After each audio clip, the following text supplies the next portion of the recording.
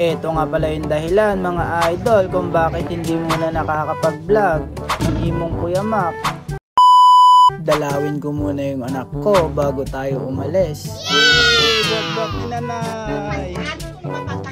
Banak pa lang mo.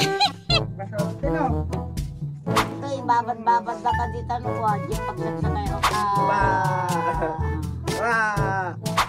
Nag-abang na nga rin ako ng masasakyan mga idol. Wow. Galawang pet malu mga idol. Estudyante daw. Estudyante po. May discount tuloy. Robinson Uncle. Papunta na tayo ng Santiago Robinson mga idol. At nandito na nga tayo. Dali-dali ko na nga rin hinanap yung paggawaan ng passport mga idol. Wow. Dahil guhol na nga sa oras. 11 AM kasi yung appointment ko mga idol. Paglakad sa papeles ko, dole tupad. At sa bike shop ko mga idol. Kaya di na muna tayo nakakapag-vlog. Wow. Appointment po, meron. Ano kapin dito? Galapon po. Wow. Patingnan po ng application sir. Galapon? Opo. Naka-print na po.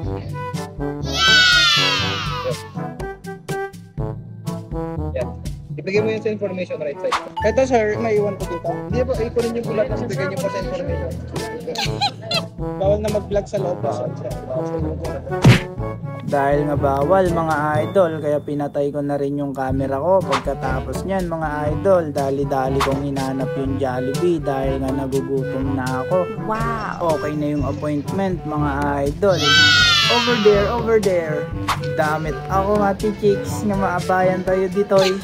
Kaya masayin, eme lang. C1 spicy po. For dining? Opo. Anong drinks sir? Coke po. Wala, sir. Ice mocha, sir. Magkano po yan? 60, sir. Sige po, na lang po. Dine in po. Pwedeng take out po yung mocha.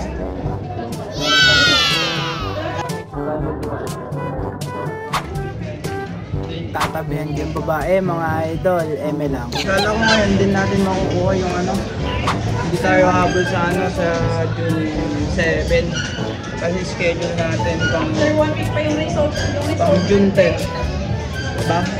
Hindi tayo habol. Balik tayo dito ng June 10 mga idol. Magbisina ko nyo, madakpay ng migot. Aaralin ko muna at pakakapalin ko yung mukha ko mga idol na makagawa tayo ng mga kalokohan dito sa public. Try natin sa sunod na balik ko mga idol. Dahil nga may chicks kaya hinay-hinay lang tayo sa pagkain mga idol. Eme lang. Baltutang ka ko mati loko. Poge masay inima-ima na meten.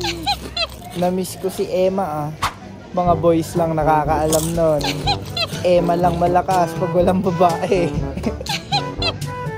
Bago nga ako umalis mga idol, may pumalit na magandang dalaga sa pwesto natin.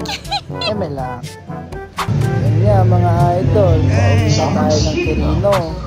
Nagmamadali na rin ako dahil nga may mga customer pa nag-aantay sa bahay mga idol.